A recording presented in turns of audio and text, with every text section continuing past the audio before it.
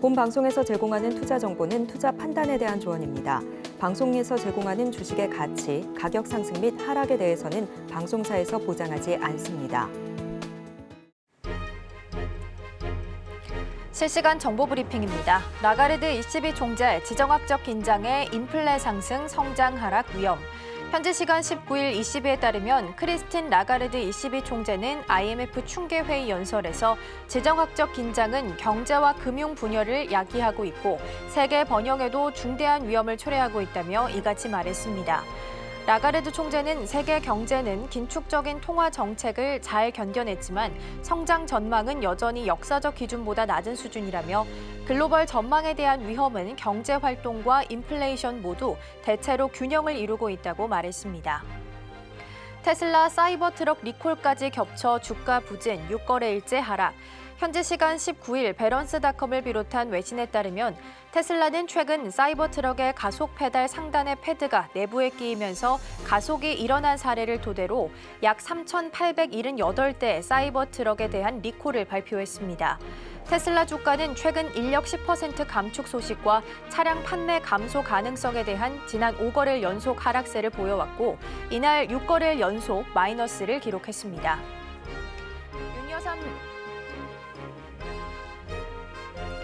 윤여삼 메리츠 증권 연구원은 연내 미국 금리 인상 가능성까지 거론되는 상황에서 미 국채 10년 금리는 4.6% 내외로 움직이고 있다며 올해 두 번의 금리 인하 기대에 따른 10년물 금리는 4.5%, 한 차례 인하면 4.8%, 금리 인하가 없다면 5%까지 리스크를 열어둬야 한다고 설명했습니다.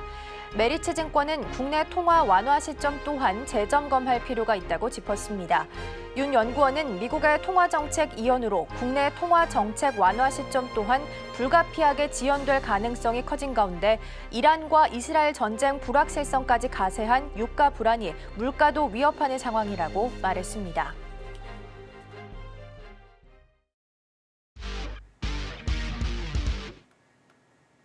시청자 여러분 안녕하세요. 증시8 오늘의 승부주 시작합니다. 진행의 이가은입니다.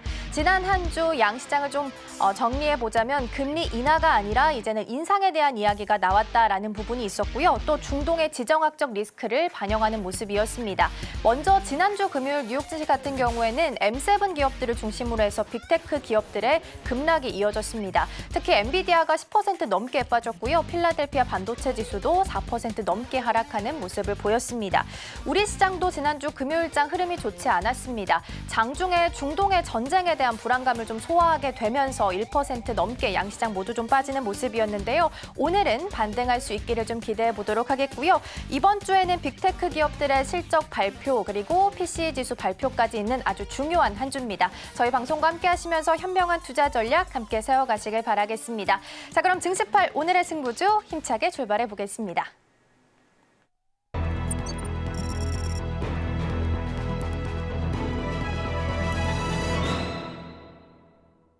네, 안녕하십니까. 박정우 PD입니다. 제가 이제 위치를 좀 바꿨죠. 지금 이제 좀 다 같이 하기 위해서 좀 옮겼습니다. 일단은 저번 주에 이제 금요일장이 조금 오전에 개장하고 한 1시 정도였나요? 이제 이스라엘에서 이제 이란의 미사일을 쏘면서 우리나라 시장도 이제 밑으로 와장창 무너졌다가 이제 이란 핵시설 타격이 없었다라는 이제 보도가 나오면서 낙폭을 많이 만회하면서 마감을 했습니다. 그래도 이제 많은 분들이 조금 마음이 불편하셨을 것 같아요. 뭐 간밤에 이제 반도체주들도 막 미국 시장에서 떨어지고 하다 보니 많이 심란하실 것 같습니다.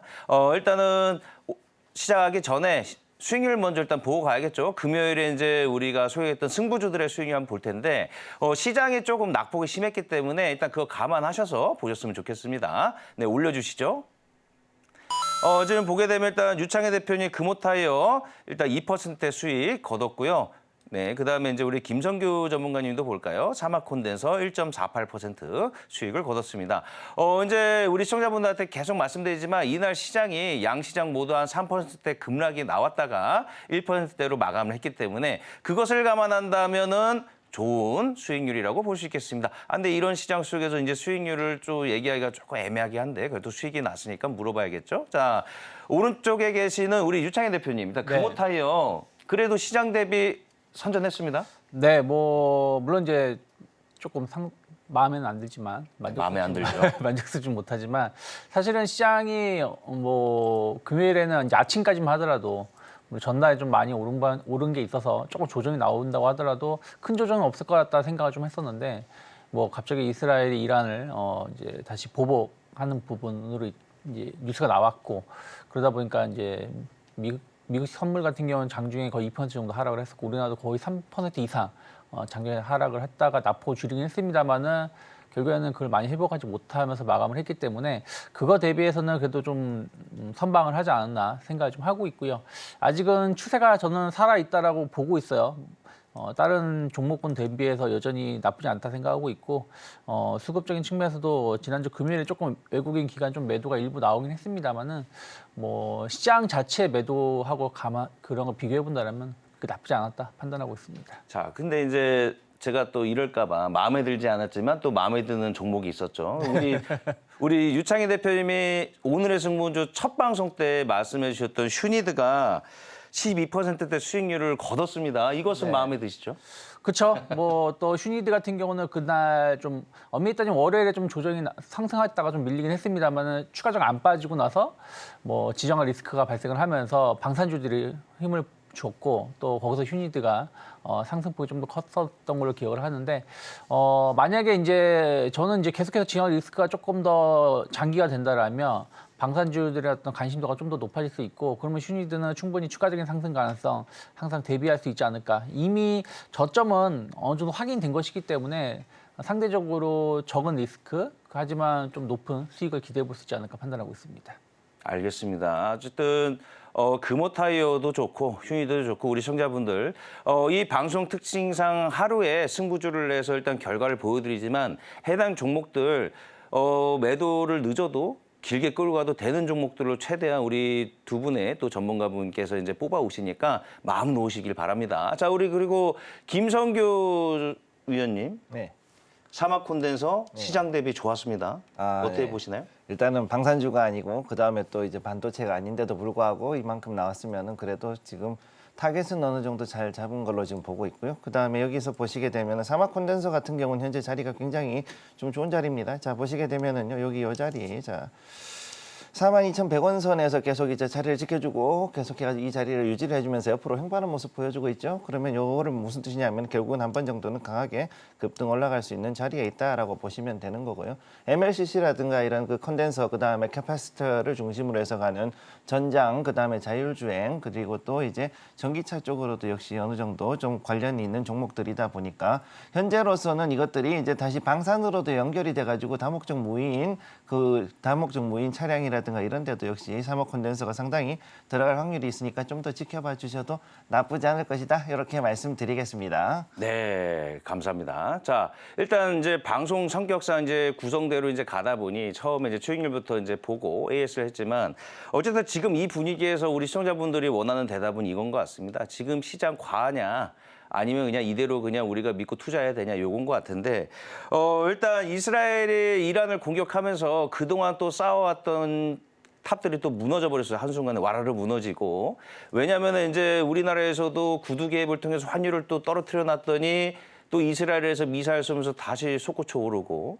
그다음에 이제 우리 파월 의장님도 미국에서 자꾸 우리 안 도와주고 자꾸 금리 인상 시기를 이제 내년 얘기까지 나옵니다. 이제 내년 이야기. 이런 상황 속에서 저번 주에도 제가 두 분께 질문 드렸지만 이 시장 이제 조금 리스크 관리 해야 되나? 아니면 이거 리스크 관리는 조금 오반가? 이거 일단 물어볼게요. 우찬 대표님은 네. 오늘 이번 주는 또 어떤 대답을 해주실 건가요? 저는 뭐 계속해서 리스크 관리는 해야 된다 생각을 좀 하고 있어요. 아직 바닥이 나왔다는 신호가 나오고 있지 않기 때문에 리스크 관리는 해대. 전 다만 그렇다고 해서 주식시장을 떠날 것인가. 사실은 뭐 우리가 1월 달 저점을 찍고 3월 달까지 한 2달 정도 강한 상승이 나왔는데 모든 사람이 수익이었냐? 전 그렇게 생각하지 않아요. 물론 수익일 가능성이 높지만 오히려 그렇게 주가 지수가 상승을 하더라도 어떤 분은 계좌가 마이너스 나신 분도 계실다라는 거죠. 또 4월 1일부터 우리나라 같은 경우는 약간 하락세로 전환이 되면서 지난주에 시장이 많이 하락을 했는데 또 모든 사람이 계좌가 마이너스인가? 저는 그렇게 보진 않는다는 거죠. 그러니까 한마디로 상승장이냐 하락장이냐 내가 조금 편안하게 주식을 할 수 있느냐 없냐의 차이가 있는 것뿐이지 사실은 어떤 종목을 공략하냐에 따라서 수익이 날 수 있고 또 손실이 날 수 있다 생각 좀 하고 있습니다. 그래서 지금 시장에서 리스크 관리는 하되, 그러니까 예전처럼 지난 뭐 2, 3월 같은 경우는 주식 비중을 뭐 100%를 가져간다라면 지금은 그렇게는 못 가져가더라도 항상 시장을 분석을 하고 종목을 옥석을 가려서 투자를 하신다라면 충분히 수익 날 수 있는 종목군들은 아직은 있지 않나 판단하고 있습니다. 알겠습니다. 우리 김성규 전문가님 생각은 어떠신가요? 저는 일단 지금 현재 좀 흔들리는 부분은 있다고 생각하고 있고, 그 다음에 특히 중요한 거, 지정학적 리스크와 그 다음에 반도체의 이제 하방의 압력이 굉장히 지금 강하게 양 두 개가 동시에 지금 오고 있기 때문에 이런 현상이 벌어지고 있다고 보거든요. 그렇지만 이 조정이 절대 그렇게 나쁜 것은 아니라고 보고 있고, 오히려 그것보다는 유동성이 훨씬 더 큰 상황이기 때문에 그 유동성에 맞춰서 얼마든지 올라갈 수 있는 시장이라고 판단을 하고 있습니다. 지금 여기 이제 코스피 잠깐 제가 요 차트를 만들어 드렸는데, 요 자리 보시게 되면은요, 일단은 이 자리에서 예전부터 해서 추세를 잡고 이렇게 올라가는 모습 보여줬죠. 지금 여기가 언제였냐면 작년 11월부터 해가지고서 6개월 정도 올라가는 이런 모습 보여줬어요. 자, 그러면 여기에서 중요한 거는 포인트가, 자, 여기에서부터 해가지고 바닥을 잡고 한 번, 두 번, 세 번 해서 현재 다시금 바닥을 잡고 있는 자리인데, 여기 2,557포인트, 즉 2,550선까지 해서 한 번 정도 다시 반등이 들어올 수도 있는 자리에 지금 와 있기 때문에요. 여기에서 우리가 절대 물량을 놓치거나 하면 안 되고, 오히려 지금이야말로 저가 매수할 수 있는 찬스이기 때문에 옥석을 잘 가려서 오히려 좀 더 공격적으로 갈 필요가 있다, 이렇게 보고 있습니다. 네, 어쨌든 두 분한테 제가 계속 괴롭힐 겁니다. 이제 매주 월요일만 되면은 이거 시장 계속 어떻게 해야 됩니까? 물어볼 테니까 많은 분들 팔로우 하시고요. 자, 그다음에 두 번째죠. 지금 우리나라 개인 투자자분들 또 잠 못 이뤘을 겁니다. 나스닥 지수 보면서 잠 깨고, 그다음에 이제 엔비디아 이거 무슨 일이야 하면서 잠 깨셨을 텐데. 자, 일단 저도 이상합니다. 슈퍼마이크로 컴퓨터가 화근이 됐던 것 같아요. 이게 도대체 뭐 하는 회사냐 생각하시는 분들 있어요. 왜냐하면 많은 분들이 엔비디아는 아는데 슈퍼마이크로 컴퓨터는 좀 생소할 수도 있거든요. 이거 쉽게 설명드릴게요. 이 회사는요, 서버를 이제 만드는 회사인데, 쉽게 엔비디아에서 칩을 받아가지고 그걸로 서버 만드는 회사다. 여기까지만 아시면 될 것 같습니다. 우리가 뭐 더 전문적으로 들어갈 필요는 없으니까. 자, 근데 이 회사가요, 이번에 실적 가이던스를 공개하라고 했는데 입에 자글을 달았어요. 왜 그랬을까요? 이거 그냥 어느 정도 그냥 코멘트라도 날려주든가, 괜히 이거 묵묵무답 해버리니까 시장에서는 어떻게 추론했냐면, 이거 뭐야, 얘네 실적 안 좋은 거 아니야? 근데 아까 제가 말씀드렸잖아요. 이 회사가 뭐야, 엔비디아에서 칩 받아서 서버 만드는 회사인데, 그러면 엔비디아도 실적 안 좋은 거 아니야? 이 카드라 통신들이 발동하면서 시장에 좀 와르르 무너졌습니다. 반도체 중심으로. 자, 유창현 대표님. 네. 이거 이제 우리나라 분명히 시장 땅 하자마자 반도체 급락할 것 같은데 어떻게 보세요? 왜 이러는 거예요, 도대체? 근데 저는 그냥 까마귀 날자 배 떨어진 것이 아닌가 생각을 좀 하고 있어요. 무슨 말이냐면, 제 차트를 다 말씀드릴 수는 없지만 지난주 주간 기준을 봤을 때 삼성전자가 한 8% 가까운 하락을 보여줬고요. 하이닉스도 거의 장중에는 10% 가까운 하락을 보여줬습니다. 미국의 마이크론이라든지 뭐 ASML 뭐 이런 기업들, 특히 지난주 ASML 실적 발표하면서 주가가 오히려 하락을 했었죠. 그리고 TSMC 좋은 실적을 발표했음에도 불구하고 미국 장에서는 좀 큰 폭의 조정이 나왔습니다. 근데 그들 종목군들이 엄청 빠진 것 같지만 사실은 지난주 한 주간의 기준으로 본다면 10% 정도 조정이 나왔어요. ASML 차트만 간단하게 좀 보여드린다면 주간으로 이제 확대해서 본다면 일봉을 보면 되게 많이 빠진 것 같지만 주간으로 본다면 지난주 딱 10% 정도 조정이 나온 거거든요. 그러면 엔비디아가 10% 정도 조정이 나온 것이, 물론 그 큰 기업이 10% 단 하루 만에 조정이 나와서 좀 불안한 감이 있지만 주간 기준으로 보면 약간 키 맞추기 형식으로 조정이 나왔다 생각을 좀 하고 있어요. 그러면서 이제 슈퍼 반도체 그 기업이 조정이 나와주면서 시장에서 흔들림, 뭐 슈퍼마이크로 컴퓨터가 조정이 크게 나오면서 이게 엔비디아를 끌어내렸다고 평가를 하고 있는데, 슈퍼마이크로 컴퓨터 같은 경우 이미 추세가 좀 무너지고 있는 상황이었죠. 연중으로 치면 한 400% 올라왔다가 조정이 나온 것이었기 때문에 일단 지난주는 옵션 만기 영향도 좀 일부 있었다 생각을 좀 하고 있어요. 그래서 이것 때문에 반도체가 끝났다라고 볼 필요는 없다. 다만 이렇게 한번 크게 한 주간 기준으로 혹은 일간 기준으로 크게 조정이 나오고 나면 V자 반등으로 올라가는 경우는 드물거든요. 그래서 조금 기간 조정 혹은 추가적인 가격 조정 가능성을 좀 대비하면서 한 4월 말까지 혹은 5월 초까지는 조금 보수적으로 보면서 대응을 하는 게 맞지 않나 판단하고 있습니다. 그러면 유창희 대표님은 오늘 만약에 반도체가 급락을 하면 저가 매수보다는 최근에 강한 조선 바이오나 미용 이런 쪽으로 조금 갈아탔다가 반도체를 가는 게 좋다고 보시는 거예요? 저는 그렇게 보고 있어요. 왜 그러냐면 엄밀히 따지면 삼성 그 최근 올 1년, 그러니까 올 4개월, 그리고 최근 한 달을 보면 4개월 동안 제일 많이 매수한 게 하이닉스고요. 최근 한 달 동안 제일 많이 매수한 게 삼성전자입니다. 근데 삼성전자 최근 이번 그 흐름을 보면 지난주 같은 경우, 그러니까 한 달 동안은 계속 매수지만 지난 일주일 동안 삼성전자 매수하지 않았거든요. 그리고 과거에 보면은 이렇게 반도체가 강했을 때는 다른 종목이 못 갔는데 오히려 반도체가 조정이 나온다라면 뭐 자동차라든지 조선이라든지 바이오 이런 쪽도 충분히 힘을 낼 수 있다 생각 좀 하고 있어요.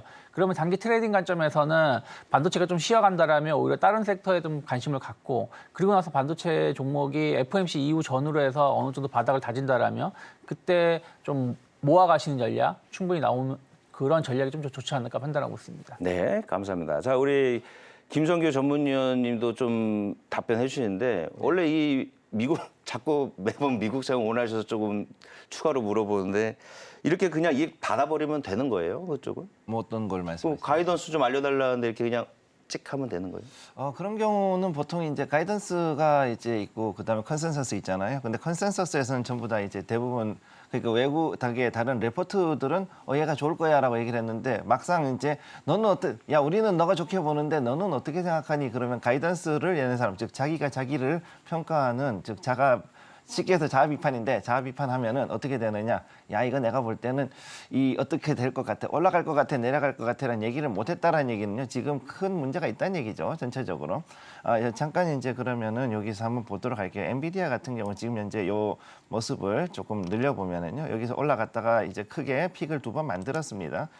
뭐 사람들이 일단 1000비디아가 될 것이다, 뭐 $1000 간다 이랬는데 $1000 못 가고 여기서 이렇게 해서 떨어지는데 여기서 지금 보면은 요 네모난 자리, 요 자리에서 지금 현재 흐트러졌죠. 자, 쌍봉을 만들고 내려간 가장 큰 이유는 타이완 지진 때문에 그래요. 자, TSM을 잠깐 볼게요. TSMC를 보시게 되면은 역시 엔비디아하고 되게 비슷한 모양 나오고 있습니다. 여기 보시면, 자, 여기 엔비디아하고 똑같은 모습이 나오고 있죠. 여기 이렇게 해서 자 올라갔다 일단 한번 떨어지고 그다음 두 번째 픽을 만들고 나서 한데 이렇게 떨어졌죠. 어떤 분들은 이걸 지금 이제 헤드앤숄더 형태가 아닐까 이렇게 보시는 분들도 있는데 저도 약간은 동의를 하고 있어요. 자 그럼 여기에서 봤을 때 슈퍼마이크로 컴퓨팅 SMCI를 한번 보죠. SMCI 자 잠깐만요. 자 SMCI에서는 자 역시 여기가 바로 진짜 이제 보면은 이제 헤드앤숄더를 형성했습니다. 그리고 여기서 보면 이제 헤드앤숄더 이렇게 나오고 여기서 이제 올라가려고 반등을 줬던 요 자리까지 왔다가 여기서 이제 급락이 나온 자리인데 자 여기서 헤드앤숄더가 보통 나오게 되면은 일반적으로 우리가 알고 있듯이 여기서는 기술적으로는 급락이 나오는 건 당연한 얘기입니다.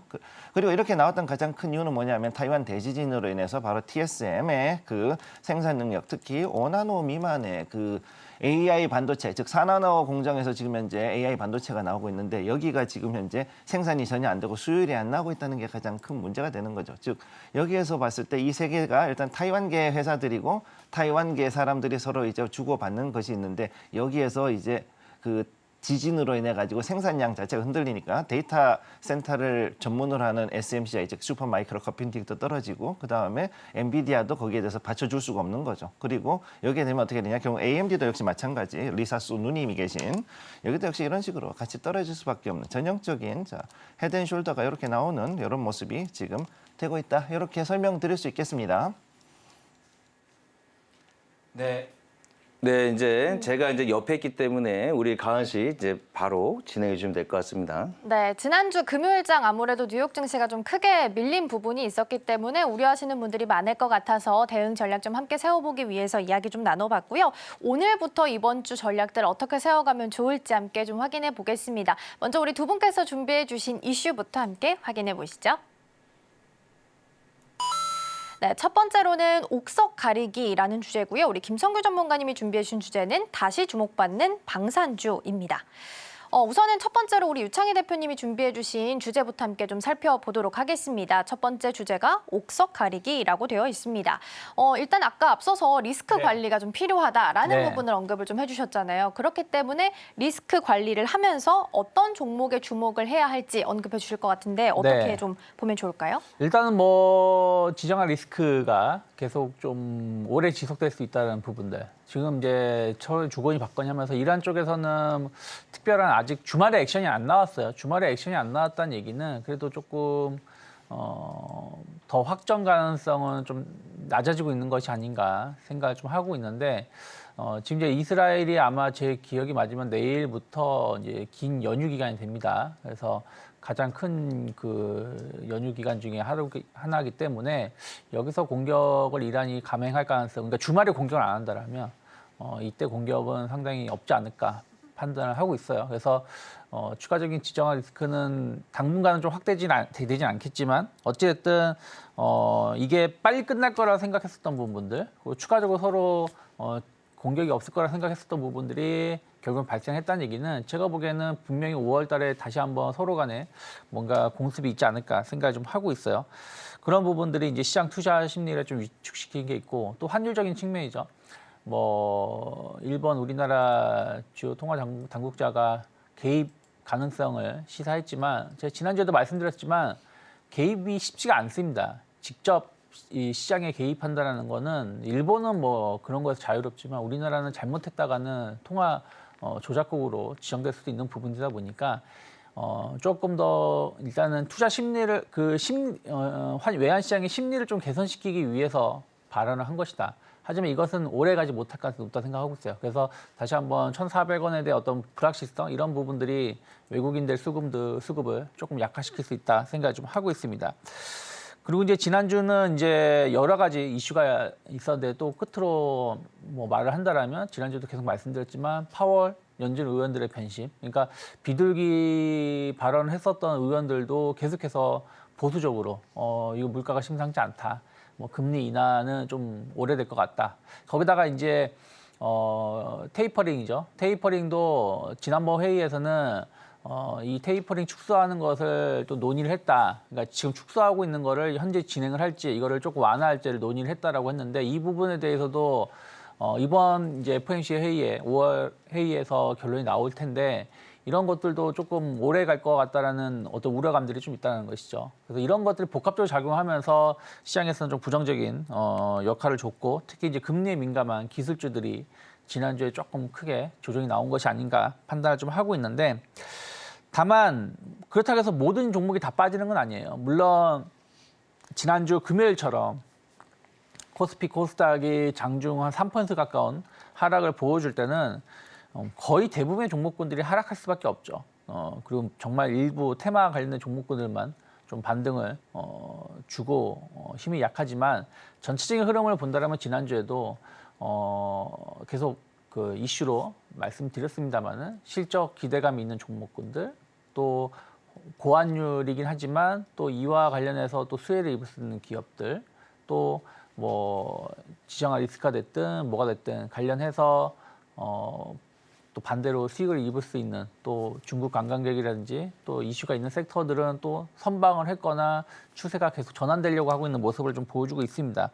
그래서 저는 증시 자체 코스피만 본다라면 저는 뭐 바닥은 나오지 않았다 생각 좀 하고 있어요. 특히 1차 조정이 지지난주까지 나왔고 지난주는 엄밀히 따지면 변동성은 높았던 것이지 크게 조정이 나온 건 아니거든요. 물론 목요일에 상승이 나오는 바람에 나와줘서 그래서 지난 일주일은 횡보를 했다라면 이번 주는 추가적인 조정 가능성도 좀 열려 있다. 혹은 이번 주 횡보를 한다고 하더라도 그 다음에 저는 추가적인 2차 조정은 충분히 나올 수 있다 생각을 좀 하고 있기 때문에 종합주가 지수로 봤을 때 121선 지지는 쉽지 않다 생각을 좀 하고 있습니다. 그래서 추가 조정 가능성을 대비하되 저는 추세가 살아있는 종목군들 그리고 이번에 조정이 나오고 나면 꽤 큰 상승 랠리가 좀 나올 수 있다 생각을 좀 하고 있어요.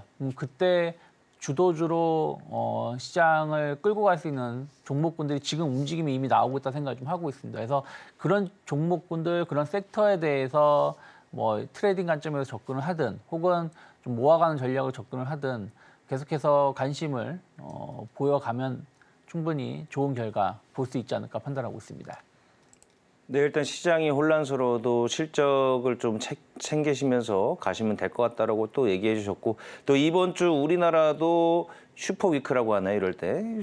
이번 주에 조금 주요한 기업들이 조금 실적이 몰려 있고, 미국도 이제 빅테크 주요 기업들이 이번 주에 또 실적이 발표되면서 또 이번 주는 약간 시장이 전쟁될 것 같다는 느낌도 드는데, 근데 유창현 대표님한테 또 어차피 실적은 저희가 계속 정보를 알려드릴 거고, 그때그때마다 대응해 드릴 거니까 그거에 대해서는 좀 나중에 질문을 드리고, 저는 이제 개인적인 또 질문을 할게요. 이제 요즘에 이제 항상 중국 관련된 소비주 얘기하다 보니 많은 분들이 이제 화장품, 미용 쪽만 생각하시는 것 같은데, 네. 근데 이제 우리가 이제 실생활을 볼 때 예전에 좀 달라진 거는 이제 중국 관광객이 올라오는 그 증가 수보다 알리테무를 이용한 이제 소비된 네. 이 무역에 관련된 그 유통 관련된 퍼센테이지가 더 정말 급격하게 올라가고 있거든요. 네.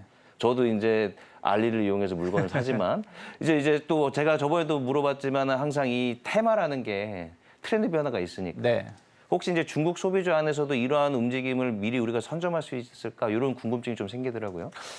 저는 그래서 지난주에도 말씀드렸던 거 그대로 유지하고 있습니다. 일단은 최근에 보면 미용 관련돼서 뭐 화장품 그리고 미용 의료기기 쪽이 시장 대비해서 좋은 흐름을 좀 보여주고 있고요. 그리고 뭐 글로벌 텍스프리 같은 기업들도 충분히 기대감을 가져가고 있다 생각을 좀 하고 있어요.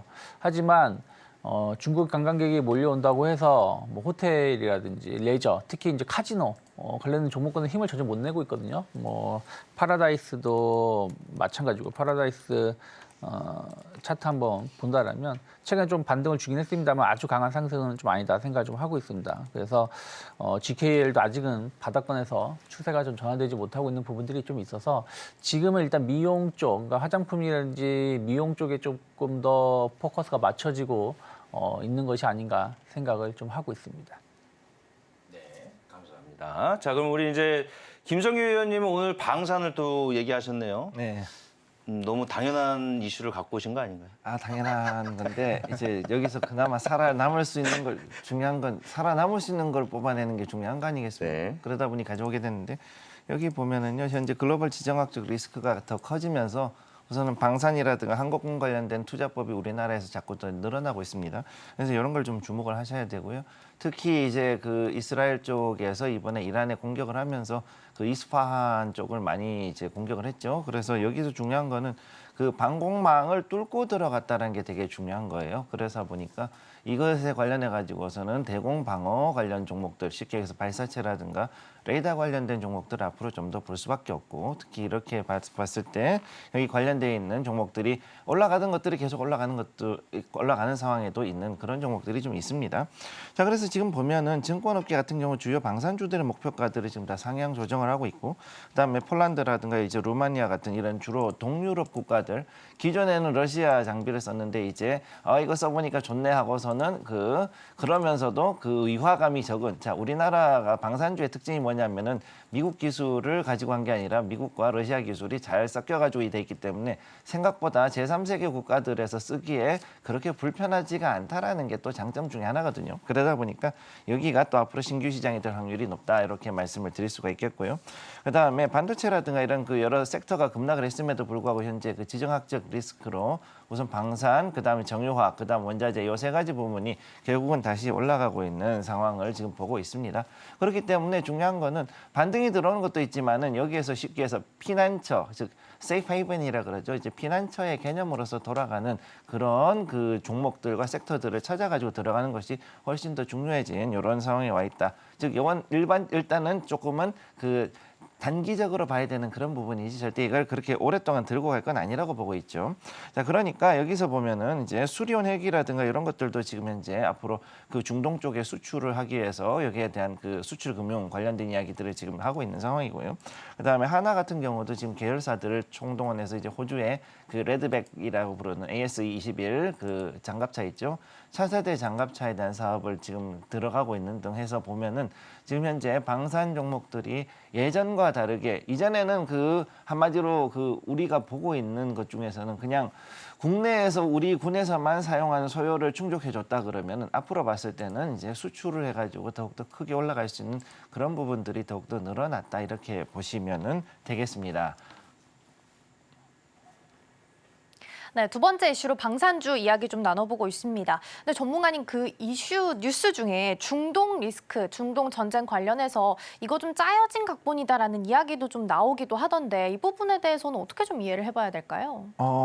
짜여진 걸 수도 있고 아닐 수도 있는데 제가 보는 관점은 그렇습니다. 이게 이란하고 이스라엘이 원래는 옛날에 친했는데 지금 한 몇십 년 사이가 안 좋거든요. 사실은 미국의 영향으로 인해서 그런 상황에 와 있고 그런데 그런 상황에서 지금 아랍 국가들 특히 순니하고 그다음에 시아가 지금 갈라져 가지고 있는 상황에서 과연 이제 이스라엘이 그러면은 지금까지는 시아파들을 대상으로 싸움을 했단 말이죠. 하마스도 그렇고 히즈볼라도 그렇고 얘네들은 다 원래 시아파였고 원래는 이 이란과의 그 관계가 상당히 많이 있었던 그런 집단들을 중심으로 해서 움직였었습니다. 그래서 여기에서 지금 우리가 봤을 때는 이거를 해결하려고 그러면 결국은 이제 중간에 있는 중재국으로 움직일 수 있는 나라들이 두 개가 있는데 첫째가 요르단이고 두 번째는 이제 요즘 한참 날리고 있는 카타르 이 두 나라가 과연 어떤 식으로 움직일 것인가 즉 거기에서 나오는 뉴스들을 가장 중심적으로 봐가지고 여기에서 이제 조금 더 기준을 잡을 필요가 있겠다 이렇게 해서 말씀을 드릴 수가 있겠습니다. 네, 요르단과 카타르가 또 어떤 액션을 취하는지도 주의 깊게 봐야 된다라는 조언까지 함께 좀 남겨주셨습니다.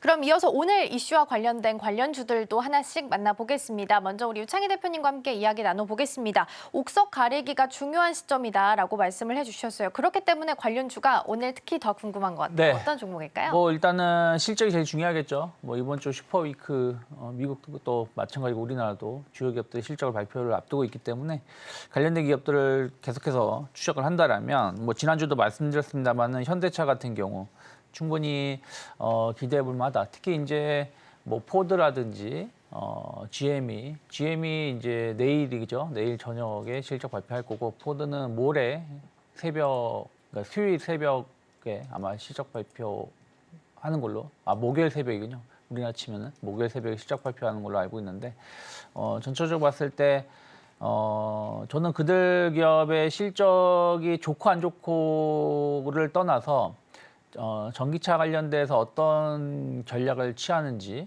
그런 부분들에 따라서 또 관련된 기업들의 변화도 있을 수 있다 생각을 좀 하고 있어요. 또 테슬라도 마찬가지고요. 그래서 현대기아의 어떤 매력도 충분히 저는 있을 수 있다 생각을 좀 하고 있고 또 뭐 지난주 금호타이어도 말씀드렸습니다만은 그런 것도 같이 이렇게 보면 좋다 생각하고 있고요.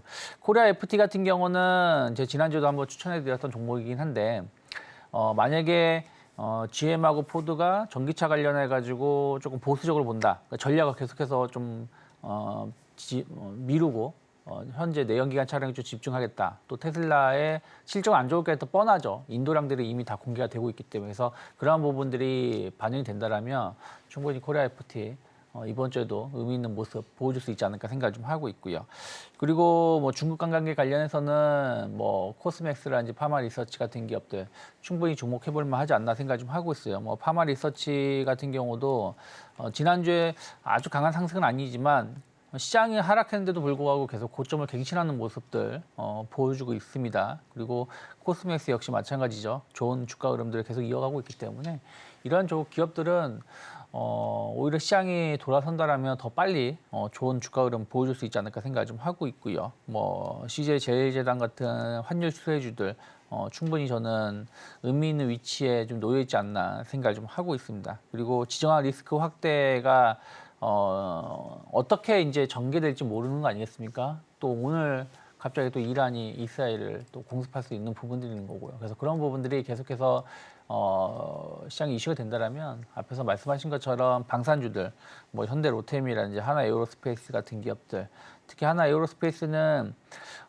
최근에 좀 횡보를 하다가 다시 고점을 좀 갱신하려고 하고 있는 모습들 주목해볼 만하지 않을까 생각하고 있고 또 원자재 가격 흐름들이 만약에 또 구리라든지 이런 쪽으로 해서 어떤 매기가 좀 들어온다라면 뭐 LS 같은 기업들 충분히 수혜를 좀 입을 수 있는 위치가 아닌가. 특히 이제 전력 인프라 쪽으로 해가지고 지난주에 급등락이 많이 나왔는데 LS 같은 경우는 일단은 상대적으로 덜 올랐다는 부분들 감안한다라면 좀 적은 리스크 대비 조금은 높은 수익도 기대해 볼 수 있지 않을까 판단하고 있습니다.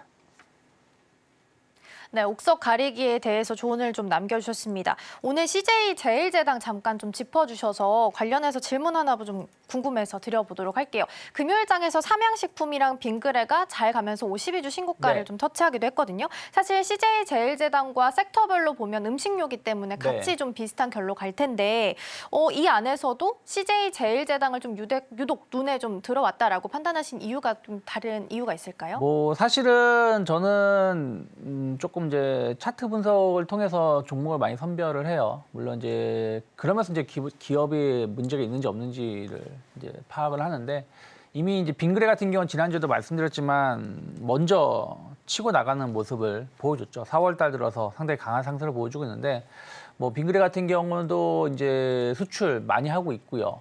그리고 또 날씨가 많이 더워지지 않았습니까? 뭐 주말에는 좀 비가 와서 좀 선선하게 했습니다만은 아직 4월임에도 불구하고 상당히 더운 날씨가 좀 계속 이어지는 경우가 많이 있습니다. 그런 것들이 아무래도 이제 빙가류 수요를 좀 높일 수 있다는 부분들이 빙그레를 좀 이끌었지 않나 생각을 좀 하고 있고요. 뭐 삼양식품 같은 경우는 뭐 저는 사실은 저 몇 번 다른 데서도 몇 번 말씀드렸지만 불닭볶음면을 단 한 번도 안 먹어봤습니다.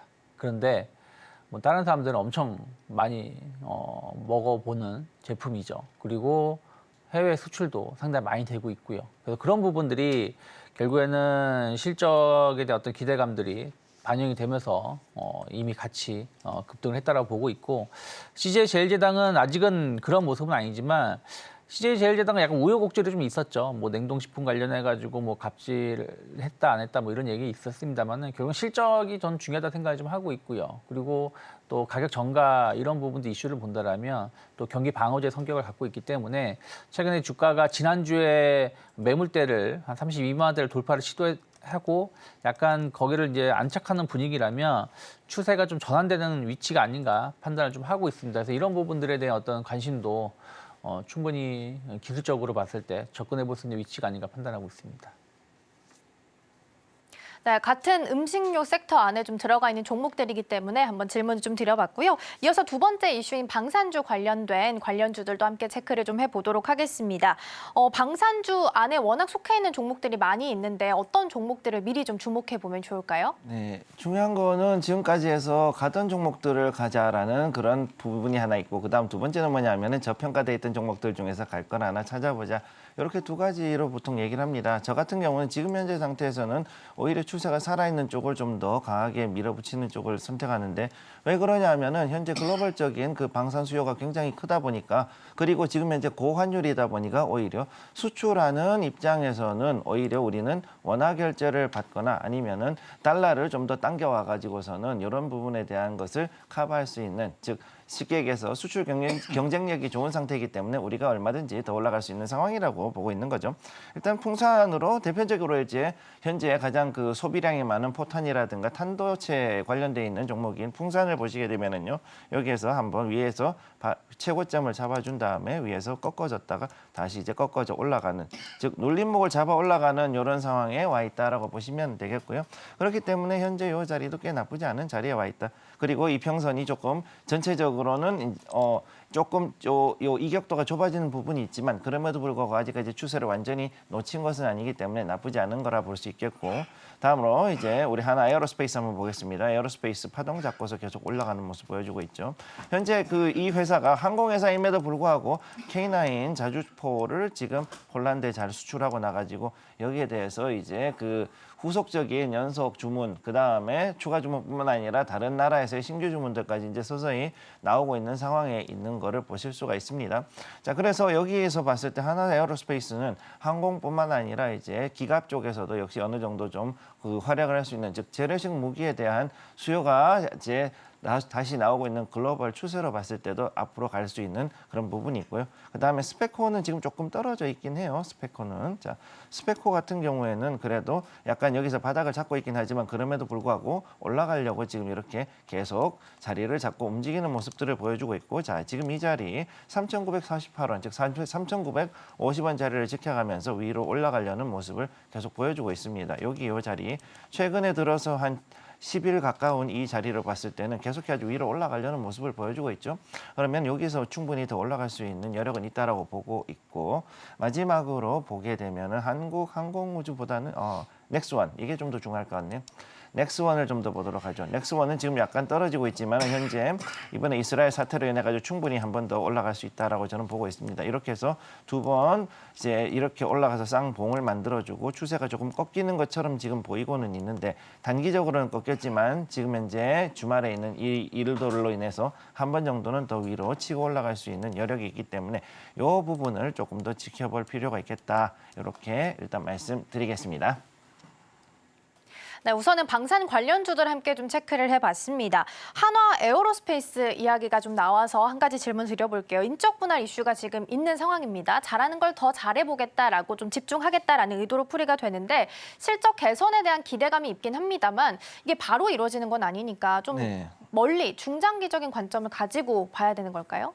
지금 현재 어느 정도는 이 두 가지 측면이 있습니다. 하나 에어로스페이스는 지금까지 해가지고서는 그 항공기 엔진 관련해 가지고서 상당히 이제 많은 실적을 냈었고 생산을 했다는 업체이기 때문에 여러분이 생각하시는 것과 다르게 항공기 엔진은 소모품이거든요. 그러니까 어느 정도 즉 3,000시간 정도 일단 그 운전을 하고 나면 무조건 하고 갈아줘야 되는 소모품이기 때문에 여기에 대한 수요는 앞으로 충분히 좀 있을 것이라고 보고 있고, 그다음 두 번째로 이제 그 지금 현재 아까 말씀드렸던 K9 같은 자주포나 이제 장갑 계열로 갔을 때도 역시 나쁘지 않다. 그리고 현재 하나가 돈이 되지 않는 상당히 이 방산 쪽이 이익이 박한데도 불구하고 이쪽을 집중하는 가장 큰 이유는 뭐냐면은 앞으로 봤을 때 매출은 그만큼 더 늘어나고 수출을 할 수 있다고 봤기 때문에 수출하는 데서 우리가 적정 이윤을 취하면 충분히 이것을 커버할 수 있다라고 보는 거죠.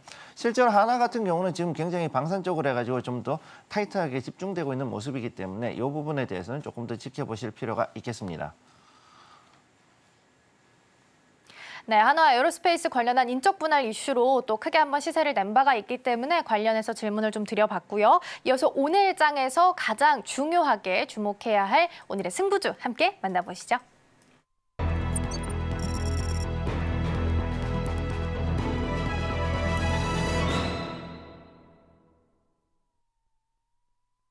네, 오늘 장에서 주목하면 좋을 오늘의 승부주들 만나보도록 하겠습니다. 먼저 어떤 종목일지 화면으로 함께 보시죠. 네, 첫 번째 우리 유창희 대표님이 준비해 주신 종목은 삼성중공업, 김성규 전문가님께서 준비해 주신 종목은 현대로템입니다. 근데 이 두 종목 보니까 오늘 두 분이 약간 그런 느낌인데요. 나 이제 달라졌어? 이런 느낌인데. 조선주와 방산주. 약간 그 요즘 유행하는 그 나는 솔로라는 프로그램 보는 것 같습니다. 어떤 부분이 달라졌는지. 일단은 조선주 이제 백고등 올릴 때마다 떨어졌지만 이제 좀 달라지고 있고, 방산주 옛날에 이제 미사일 쏠 때만 올라갔지만 좀 달라지는 것 같고. 자, 그 일단 제가 이제 좀 이제 흑과 백이잖아요. 흑백. 이제 조금 이제 리스크가 될 거를 한번 공격을 하겠습니다. 우리 김성규 전문가님부터. 네. 저 현대로템 오늘 가지고 오셨는데, 제가 이제 김성규 전문가님한테 그냥 뭐 막 이렇게 괴롭히는 건 아니고, 뭐 현대로템 좋습니다. 오늘 이제 방산 이제 빅딜도 하고 했는데, 이번 주에 이제 폴란드에서 이제 사람들 오잖아요. 근데 오늘 안 좋은 뉴스 뜨신 거 아시죠? 알고 있습니다. 네, 이제 우리나라에서 이제 보증 안 서주면은 안 할 거다라는 느낌. 이제 조금 이제 언론사들도 자극적으로 이제 기사 쏟아내고 있는데, 네. 그러면 오늘 주식이 좀 떨어질 텐데 이거 감안하시고도 오늘 제안하는 건가요? 저는 그게 일어날 수 있다고 보고 있고, 어느 정도는 떨어질 수는 있지만은 제가 봤을 때 현대로템이 가지고 있는 장점이 뭐냐면, 첫째, 그 로템은 이 방산만 하는 게 아니고 첫째는 뭐냐면은 전철하고 이제 열차가 있어요. 열차, 그다음 고속철 관련된 게 있는데 이 부분에 대한 수주 소식이 또 있기 때문에 요거에 대해서도 조금 더 지켜볼 필요가 있다라는 게 첫 번째. 그다음 두 번째는 에코플랜트 부분을 또 지금 요즘 들어서 집중적으로 밀고 있습니다. 그렇기 때문에 이게 원래는 그 예전에는 그 이런 중대형 한마디로 그야말로 우리가 봤을 때 육상 장비 중에서 상당히 좀 그 대형 장비들을 그동안 만들어 왔던 회사지만은 여기에서 눈을 조금 돌려가지고 친환경 쪽으로 돌아간다라고 봤을 때 앞으로도 어느 정도 조정이 나오더라도 충분히 올라갈 수 있다라고 보고 있고 그다음 현재 로템 같은 경우에는 여기에서 이제 그 방금 말씀하셨던 대로 그 폴란드 관련된 이슈들이 주말에 일요일에 나왔던 것이지 오늘 월요일이 됐을 때 또 어떻게 변할지 모르기 때문에 좀 더 지켜볼 필요가 있겠다. 이렇게 우선 말씀을 드리겠습니다. 네.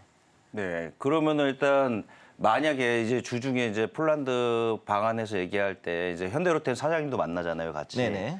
근데 그럴 가능성은 없겠지만 네. 만약에 보증 못하겠다 해서 뭔가 이게 와르르 무너지면 네.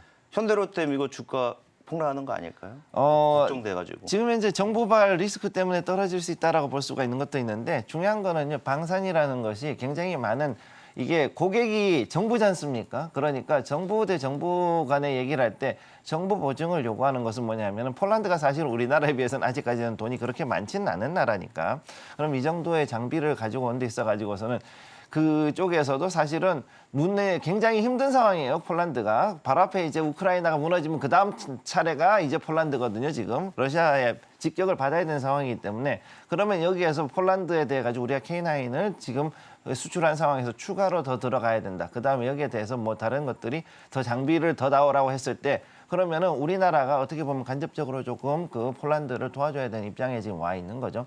그럼 여기 있을 때 우리가 그럼 폴란드를 통해 가지고서 동유럽 시장을 잡을 수 있다라는 걸로 봤을 때 정부의 입장에서는 어느 정도까지는 여기서 충분히 절충선을 마련하지 않을까 저는 일단 그렇게 보고 있습니다. 네, 이렇게 해서 첫 번째 승부주 일단 만나봤고요. 이어서 두 번째 승부주도 우리 최혜 대표님이 준비해 주신 종목 만나보겠습니다. 삼성중공업 준비해 주셨습니다. 이 종목은 오늘 좀 잘 갈 거라고 보시는 건가요? 뭐 저는 이번 주 상당히 의미 있는 상승이 더 이어질 수 있지 않을까 생각을 좀 하고 있어요. 지난주에 조선주들 좋은 흐름들 이어졌었고 또 조선주들도 어떻게 보면 약간 이제 방산주로서 역할을 좀 해주는 부분들이 일부 있습니다. 그런 것들도 저는 긍정적으로 보고 있는데 그럼 왜 삼성중공업이냐? 하나오션 차트를 보시면 작년 8월 달까지 상당히 좋은 상승을 보여주고 나서 그 다음에 거의 뭐 주가가 급락세를 보여줬었죠. 어떻게 보면 조선주의 하락을 이끈 것은 하나오션이라고 생각하고 있어요. 왜냐하면 솔직히 제 생각에는 말도 안 되는 유상증자, 금액 증자를 해버렸죠. 그런 것들이 실망감을 주면서 주가가 하락을 했지만 삼성중공업은 그때 다시 같이 하락을 하긴 했습니다만 약간의 조정이었지 큰 조정은 아니었다 생각을 좀 하고 있어요. 그러면서 오히려 이번에 2월달 저점을 찍어주고 상당히 강한 상승을 이어가고 있기 때문에 충분히 이번에 작년 그 7월달 고점을 갱신했다는 부분들 본다라면 기술적으로 봤을 때 더 갈 수 있는 위치라고 보는 것이지 여기서 빠진다고 보기는 힘들다. 한미반도체 같은 경우도 마찬가지죠. 한미반도체 보시면 작년에 지금 보면 엄청 많이 올라오긴 했지만 사실은 작년에 이제 그 8월달에 고점을 찍어주고 긴 행보 기간을 거친 다음에 상승을 전환되면서 지금 15만 원까지 올라온 거거든요. 그렇기 때문에 삼성중공업도 뭐 한미반도체처럼 올라간다는 말은 아니지만 충분히 추가적인 상승 열려 있다라고 보고 있고요. 특히 이제 BDI 지수가 일단 상승 전환에 성공을 좀 했습니다. 3월달에 크게 올라왔다가 좀 조정받고 다시 좀 상승 전환하고 있다는 부분들 충분히 앞으로에 대한 실적에 대한 어떤 기대감들도 있다 생각하고 있고 또 그 올해 수주 목표치를 이미 상당 부분 달성을 좀 하고 있어요. 그런 것들이 앞으로 이제 원화가 좀 약세를 띄고 있는 부분들도 실적을 조금 더 개선시킬 수 있는 부분들이 좀 있다라는 거 본다라면 1분기 상당히 호실적 기대해 볼 수 있지 않을까 생각을 좀 하고 있습니다. 외국인들 기간에 매수에 꾸준히 유입되고 있는 걸 본다라면 저는 특히 이제 지난주 목요일이죠. 10% 정도 상승을 하면서 외국인들이 1,100만 주 이상 주식을 샀습니다. 그리고 기간도 한 40만 주 가까운 주식을 사고 있고 이런 것을 감안한다면 여기서 갑자기 외국인들이 뭐 1,000만 주를 갑자기 매도할 가능성은 저는 없다라고 보고 있기 때문에 지금 가격 나쁘지 않다 생각하고 있고요. 일단 상승을 한다면 일단 단기 목표가 4월 말 빠르면 4월 말 혹은 5월 초까지 해서 한 11,000원 정도 열어놓고 있고요. 8,600원만 이탈하지 않는다면 충분히 조정받았을 때 분할 매수할 수 있는 위치가 아닌가 판단하고 있습니다. 제가 짧게 질문 하나만 드리겠습니다. 오늘 이제 나는 달라졌어요 특집인데 이제 조선주 배꼽동 올리고 올라갈 때 항상 발목 잡는 게 근데 실적 개선은 미비하다 하면서 따라오는 게 이제 저가 수주 예전에 받아놓은 네. 것들이 발목을 잡는다 이런 게 또 나올 것 같은데 이거는 어떻게 생각하세요? 저는 저가 수주는 걱정하지 않아도 될 것 같아요. 뭐 이미 작년부터 저가 수주 안 하겠다라고 선언을 했고 정상 가격을 받으면서 수주하고 있는 부분들이 좀 있고요. 그리고 지금 차트를 본다라면 지금 왼쪽이 코스피 차트고요. 오른쪽이 삼성중공업 차트인데 작년에 코스피 좋을 때 삼성중공업 상당히 좋은 주가 흐름을 보여줬고 최근에 코스피 조정 받았지만 사실은 그 이후에도 코스피 상승했을 때 삼성중공업이 상승이 나왔고 오히려 최근 들어서는 시장이 조정이 나오고 있지만 상승이 좀 가속화되고 있는 부분들이 좀 있기 때문에 이러한 것이 시장 대비 강하다라는 것은 시장 주도주의 역할을 앞으로도 해줄 수 있다. 특히 코스피가 가려면 굵직굵직한 기업들이 가져야 되는데 조선주들은 모두 조 단위가 넘어가는 기업들이고요. 그리고 지금 이번 분기가 상당히 기대가 되는 게 조선 3사 주요 기업들 모두 다 동시 흑자에 대한 어떤 기대감들이 좀 있거든요. 그리고 전 실적 피크에 대한 우려감들은 아직은 없다 판단하고 있습니다. 네, 오늘의 승부주들까지 함께 만나봤습니다. 먼저 오늘 방송의 핵심 내용 다시 한번 화면으로 정리하고 마무리하겠습니다. 네, 먼저 오늘 유창희 대표님과 함께 옥석 가리기 이 부분에 대해서 좀 짚어봤고요. 우리 김성규 전문가님과 함께 중동 지정학적 리스크에 대해서 방산주들 함께 짚어봤습니다. 그리고 오늘의 승부주로는 삼성중공업, 현대로템 꼽아주셨습니다. 네, 오늘 장에서의 흐름 어떻게 가지고 가게 될지 함께 주의 깊게 보시면 좋을 것 같습니다. 저희는 잠시 후 증식으로 돌아오겠습니다. 시청해주신 여러분 고맙습니다.